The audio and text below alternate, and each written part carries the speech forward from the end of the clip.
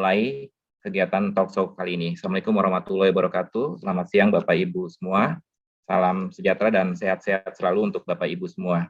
Baik, dalam talk show ini kita akan bagi ke dalam sejumlah sesi gitu ya. Dalam sesi yang pertama saya akan mengajukan pertanyaan ke narasumber Pak Rudi dan juga Pak Arizal gitu. Jadi sebagaimana telah kita ketahui tadi ya bahwa pembinaan ibu kota negara itu telah selangkah lebih dekat dengan terbitnya Undang-Undang 3 tahun 2022 seperti itu. Nah, ibu kota negara atau ibu kota Nusantara gitu ya dirancang sebagai kota hutan, forest city, juga kota spong city, sekaligus kota cerdas, smart city, dan akan diposisikan sebagai pionir dalam modernisasi tata kelola pemerintahan bagi instansi pemerintah lainnya. Rencana induk Ibu Kota Negara sebagai lampiran dari Undang-Undang Nomor 3 Tahun 2022 juga telah disusun dengan 5 tahapan hingga tahun 2045. Namun demikian, keraguan publik termasuk kalangan pegawai ASN sendiri terhadap pemindahan Ibu Kota Nusantara juga tidak sedikit. Terkait hal ini, pertama kepada Pak Rudi, sebelumnya terima kasih Pak Deputi sudah berkenan hadir dalam kegiatan talk show ini Pak. Terima kasih sebelumnya. Nah, terkait dengan hal itu Pak dan juga Pak Arizal ya. Pak Arizal, terkait dengan hal itu Pak Rudi, yang ingin kami tanyakan gitu Pak. Bagaimana sih sebenarnya desain Ibu Kota Nusantara yang dicita-citakan? Kemudian bagaimana desain tersebut dikaitkan dengan sejumlah hal yang perlu dipertimbangkan, seperti misalnya bahwa rencana pembangunan jangka panjang nasional kita akan berakhir di 2025. Dan juga kemudian terkait dengan kesiapan fiskal, di mana saat ini kita masih terbebani pengendalian COVID-19 dan juga dalam memulihkan ekonomi nasional sebagai dampak dari COVID-19. Nah, apakah pemerintah telah melakukan penilaian resiko dan manajemen resiko terkait hal tersebut? Demikian Pak Deputi, mungkin bisa dijawab Pak. Terima kasih. Terima kasih Pak Teguh. Assalamualaikum warahmatullahi wabarakatuh. Terima kasih atas undangannya untuk kami berdiskusi mengenai rencana pembangunan ibu kota negara serta kesiapannya dan beberapa mungkin pertanyaan-pertanyaan yang sering muncul di masyarakat umum, di akademisi dan di beberapa media juga. Nah, yang pertama terkait dengan desain ibu kota. Kembali mungkin saya sedikit cerita ya Pak. Jadi yang mungkin yang perlu diketahui oleh Bapak Ibu juga semuanya, teman-teman adik-adik, bahwa pemindahan ibu kota itu tidak hanya sekedar memindahkan pemerintahan dari Jakarta ke Kalimantan Timur, tapi ada tujuan besar dari Bapak Presiden, dari pemerintah sekarang ini untuk memastikan bagaimana di tahun 2045 visi 2045 itu bisa tercapai. Ada beberapa target yang sudah kita set juga di sana, dan ini merupakan salah satu strategi memindahkan ibu kota negara itu. Nah, yang kedua juga untuk menggeser istilahnya porsi pertumbuhan pembangunan dari wilayah barat lebih ke timur. Di sekarang ini kan di 30-40 tahun terakhir, kontribusi dari wilayah timur itu dari Kalimantan, Sulawesi, Papua, Maluku, dan Nusa Tenggara itu hanya 15%. Ya, berfluktuasi di sekitar situ. Kita berusaha keras untuk mendorong pertumbuhan itu ke sana, untuk menggeser ke timur. Padahal potensi sumber daya alam juga sangat tinggi di sana, gitu kan. Ya, tapi di sisi lain jumlah penduduk juga sama dengan kontribusi distribusi penduduk juga sama dengan kontribusi ekonomi, sekitar 85% itu di Jawa Sumatera. Nah, inilah salah satu upaya, salah satu strategi untuk memindahkan ibu kota. Tapi yang kita pindahkan kan hanya pemerintahannya. Jakarta tetap kita desain sebagai kita rancang tetap sebagai pusat pembangunan ekonomi. Nah, caranya gimana? Ya, kita di samping memindahkan ibu kota juga meng-create ibu kota dan wilayah sekitarnya sebagai pusat pertumbuhan ekonomi baru dengan mendesain, merancang 6 klaster ekonomi yang akan disiapkan di sana, plus 2 klaster pendukung, termasuk nanti ada talent hub di sana juga dan lain-lain. Nah, dengan tujuan itu kita juga Bapak Ibu mungkin adik-adik sering dengar bahwa kita sedang mendorong transformasi ekonomi. Nah, nanti disitulah gelagarnya transformasi ekonomi itu dimulai, di mana difokuskan berbagai industri, kemudian bagaimana mengolah sumber daya alam menjadi punya nilai tambah. Kita kan poin dari transformasi ekonomi seperti itu. Bapak Presiden juga selalu berbilang untuk mengurangi atau sama sekali bahkan mengekspor barang mentah, harus ada nilai tambahnya. Nah, ini banyak sebenarnya potensi kita yang bisa lakukan seperti itu, terutama di wilayah timur. Dan jadi nanti ibu kota negara ini akan dijadikan sebagai super hub baik secara ekonomi maupun secara logistik. Nah, tentunya pada waktu memindahkan, kalau kita mau memindahkan ibu kota, apalagi secara dari nol, ya harus desain sebaik mungkin, optimal mungkin, semaksimal mungkin. Jadi tentunya dengan konsep forest city itu kita ingin memastikan kotanya itu sustainable, green, beautiful, sama smart. Nah, tentunya kalau kita bicara smart itu juga smart city itu tidak hanya berpikir mengenai IT, tapi termasuk smart people-nya. Nah, tentunya diperlukan transformasi pola pikir dari para ASN-nya tentunya. Dan ini opportunity yang besar. Bagaimana kita pindah ke ibu kota negara baru, tentunya dengan yang memastikan sistem kepemerintahan yang lebih efektif, efisien. Nanti mungkin Bapak dari Kemenpan RB akan menjelaskan secara lebih detail.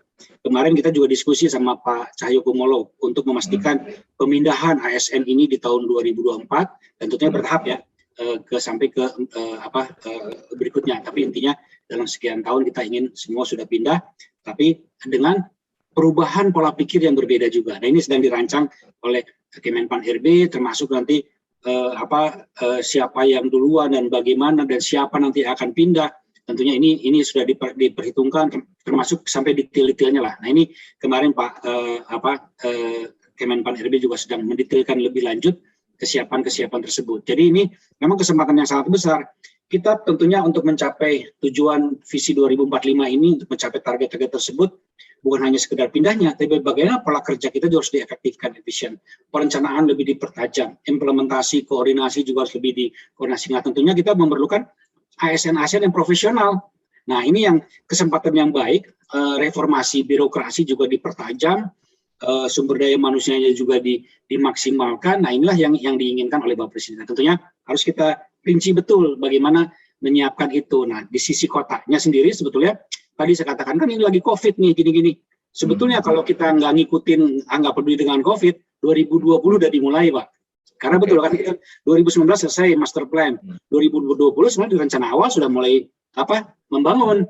Tapi karena ada COVID, kita juga menyadari, kita lihat perkembangannya seperti apa, kita pastikan mulai lebih landai, walaupun itu naik turun terus. Tapi justru kita juga ingin memastikan ini 2022 ini sekarang ini dengan kedepannya sebetulnya kesempatan. Kita juga lihat COVID sudah mulai menurunkan, melandai di berbagai tempat, sudah dianggap sebagai endemik. Saya pikir ini opportunity yang kuat mendorong ekonomi, karena seperti Pak Menteri Bappenas selalu katakan, antara ekonomi dan kesehatan ini itu seperti dua sayap angsa yang harus bergerak bersama. Kalau cuma satu keplek nggak jalan juga, itu nggak akan terbang. Nah, kalau kita hanya fokus kesehatan gitu, ekonomi didiemin, ya rontok juga, nanti makin menderita masyarakatnya. Harus berimbang. Nah, caranya gimana? Memang tidak mudah lah, tapi kita bisa lihat bahwa apa yang dilakukan pemerintah kita sekarang ini ada salah satu penanganan COVID yang terbaik di dunia, Pak. Ya kan itu. Nah, oleh karena itu sekarang kesempatan yang bagus untuk bagaimana memboost ekonomi kita. Jadi pembangunan ini sebagai istilahnya kalau kita sebut sebagai new playground untuk pergerakan ekonomi. Baik, nanti kalau dari sisi infrastruktur, setiap 1 triliun pembangunan konstruksi itu bisa menyerap 13.000 tenaga kerja. Itu kebayang kesempatannya. Nantinya masyarakat juga harus siap. Bukan hanya masyarakat secara nasional, tapi juga masyarakat setempat. Nah, ini kita dorong terus tuh supaya kesiapan tenaga kerjanya juga ke sana. Jadi sebetulnya sangat potensial. Nah, tentunya nanti dengan adanya ibu kota negara di sana, profesionalisme ASN pegawai bukan hanya di pusat, tapi juga di seluruh Kalimantan dan secara nasional. Nah, itu akan menjadi referensi. Termasuk pembangunannya pun akan menjadi referensi untuk membangun kota ke depan. Mungkin sementara itu dulu, Pak. Terima kasih. Baik, terima kasih, Pak. Tapi kalau tadi Pak, kan ada kemungkinan tadi ya Bapak bilang kita udah mendesain gitu ya, dan kalau tadi manajemen resiko dan pengelolaan atau penilaian resiko terhadap berbagai kemungkinan Pak, sehingga desain tadi yang tadi Bapak sampaikan ya Pak, untuk tadi termasuk mencapai visi 2045, terus membuat pembangunan lebih merata, menggeser ke timur, seperti ya Pak, itu bisa terwujud gitu Pak. Itu kira-kira mungkin bisa dijelaskan juga terkait dengan hal itu Pak. Betul, sebetulnya itu manajemen risiko selalu kita ada beberapa opsi-opsi dan bagaimana if then-nya itu harus disiapkan juga, termasuk dari pembiayaan gitu kan. Kita kan ini jangan sampai memberatkan APBN. Betul, kita juga di dalam rancang ini kan porsi APBN itu sekitar 20%. Sisanya apakah dengan mekanisme kerjasama ataupun purely swasta. Nah, ini juga kita sudah antisipasi bagaimana memastikan porsi-porsi swasta ini bisa kita tarik. Nah, salah satu yang kita siapkan itu di dalam undang-undang, kalau Bapak Ibu nanti bisa perhatikan di pasal 12 itu ada bahwa bagaimana nanti otorita punya kewenangan yang khusus di dalam investasi ini. Jadi kekhususan ini bukan hanya sisi kelembagaannya, tapi peran dan fungsinya pun dia ada kekhususan untuk memastikan investasi lebih mudah. Kita sudah belajar di beberapa negara bagaimana investasi itu bisa masuk ya dengan environment yang lebih bagus gitu kan. Itu salah satu bagaimana memastikan investasi-investasi itu masuk. Ya tentunya segala risiko yang lainnya kita juga lihat, tapi ada beberapa yang mungkin detail, tapi secara garis besar dari sisi pembiayaan seperti itu Pak. Terima kasih. Oke, baik. Terima kasih Pak Deputi. Selanjutnya untuk Pak Arizal juga terima kasih Pak Arizal sudah berkenan hadir di acara kami gitu Pak ya. Nah tadi juga sempat disinggung juga oleh Pak Rudi Pak ya terkait dengan pemindahan ASN yang secara bertahap akan dimulai tahun 2024 gitu. Nah terkait dengan hal tersebut Pak, yaitu pemindahan ibu kota Nusantara dari sisi ASN gitu ya, maka persiapan apa saja yang sudah dilakukan oleh Kementerian Pendayagunaan Aparatur Negara dan Reformasi Birokrasi gitu ya, terutama terkait dengan tadi salah satu arahannya juga ingin membangun smart city ya dan smart people termasuk ASN gitu.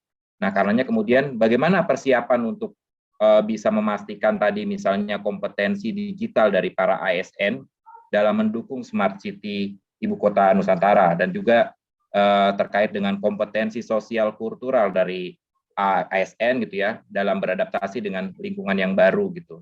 Yang dalam hal ini tadi didesain untuk tadi smart, kolaboratif dan juga terkait dengan adaptasi dan bersosialisasi dengan masyarakat di sana gitu. Nah terkait dengan hal itu seperti apa Pak? Sejauh mana juga Kementerian PAN RB juga sudah menyiapkan berbagai kemungkinan gitu dalam rangka mewujudkan hal tersebut. Oke, baik. Terima kasih. Bismillahirrahmanirrahim. Hormati Pak Rudi, Bapak para narasumber yang lain, Pak Moderator, Assalamualaikum warahmatullahi wabarakatuh. Salam sehat Pak, yang penting. Salam sehat Pak. Jadi Pak terkait dengan persiapan ASN ya, kita mestinya melihat konteksnya dalam kerangka yang lebih luas Pak. Jadi tidak hanya semata-mata kita dalam konteks pemindahan ibu kota ke IKN. Sebenarnya ya dengan Perpres nomor 18 tahun 2020 tentang RPJMN 2020-2024, sebenarnya pemerintah itu sudah mengamanatkan membentuknya tata kelola pemerintahan yang baik. Sebenarnya udah Pak ya sejak 2020 itu di RPJMN itu sudah muncul melalui 3 pilar. Ya, pilar pertama tentu saja ASN yang berkompeten, ya toh. Terus kelembagaan dan proses bisnis yang agile sekarang Pak, seperti itu. Akuntabilitas, kinerja, dan pengawasan. Nah, sebenarnya langkah strategis yang dilakukan sebenarnya sudah dilaksanakan. Kita tahu kan ada delayering dan lain-lain. Nah, terus dari sejak awal pemerintah sudah merencanakan juga untuk mewujudkan konsep smart government itu ya dengan Perpres 18 tadi ya. Nah, sebenarnya smart government itu adalah bagian atau aspek kecil dari smart city. Nah, khusus untuk kebijakan mengenai pengelolaan sumber daya manusia ya Pak ya, aparatur Menpan sebenarnya telah merumuskan kerangka kerja konteksnya dengan pemindahan ASN ke IKN. Ya. Tentu harus selaras dengan RPJMN kan gitu Pak. Pertama ada transformasi organisasi ya berupa pelaksanaan kebijakan delayering itu sudah dilakukan ya kita tahu semua, dan penerapan mekanisme kerja yang fleksibel dan kolaboratif. Kedua, nah ini yang Pak Alex sudah desain secara detail Pak ya. Nanti saya ada paparan sebetulnya ya Pak. Boleh Pak. Boleh dipaparin sambil dipaparin apa? Saya cerita dulu yang pembukaan ini ya. Silakan. Terus ada akselerasi transformasi ASN berupa program 6P Pak. 6P ini yaitu penguatan budaya kerja dan employer branding. Ya Pak. Terus percepatan peningkatan kapasitas SDM. Ya, gimana ini nanti dengan dengan diklat dan lain-lain. Peningkatan kinerja dan sistem penghargaan. Ya, kalau kita tidak mengatur itu, nanti milenial masuk keluar Pak. Ya, kinerjanya nggak terukur. Ya, nanti gimana pengembangan talenta dan karir. Ya, dan percepatan transformasi digital. Nah, dalam hal transformasi yang ketiga, transformasi sistem kerja. Ya Pak ya, itu berupa kegiatan digitalisasi proses bisnis internal dan digitalisasi pelayanan publik. Kita berharap pelayanan publik ini tentu saja memang tugas kita selaku ASN kan supaya publik itu terlayani dengan cepat, tepat kan gitu Pak ya, mudah, ya, bisa dari mana saja dan kapan saja seperti itu ya. Nah, sebenarnya program komprehensif tersebut sudah menjawab sebenarnya kebutuhan pemenuhan kompetensi digital ASN dalam mendukung Smart ASN dengan Perpres 18 itu, ya Pak ya, termasuk kompetensi sosial kulturalnya, ya, di mana beradaptasi dengan lingkungan baru, ya, lingkungan kerja smart, kolaboratif, governance dan lingkungan sosial di Kota Nusantara, ya. Nah, tadi Pak Rudi sudah menceritakan tentang risk, ya. Risk assessment dan risk management, ya Pak ya. Nah, tapi yang penting, poin pentingnya adalah bahwa pemindahan ini prinsipnya tidak hanya memindahkan ASN. Tadi Pak Rudi sudah menyampaikan itu. Juga transformasi terhadap pola kerja, ya Pak ya. Pemerintahan yang menggunakan kolaboratif governance melalui digital dengan kerangka kerja SPBE. Itu sudah mulai Pak. Dan mereka mewujudkan sistem kerja yang kolaboratif, fleksibel dan lain-lain. Nah, dari prinsip tersebut ya sebenarnya telah pula dilakukan assessment Pak. Kita assessment one on one dengan beberapa KL Pak ya untuk memetakan unit organisasi atau jabatan mana saja yang akan dipindah yang di prioritas pertama ya tahun 2024 prioritas pertama di tahun 2024.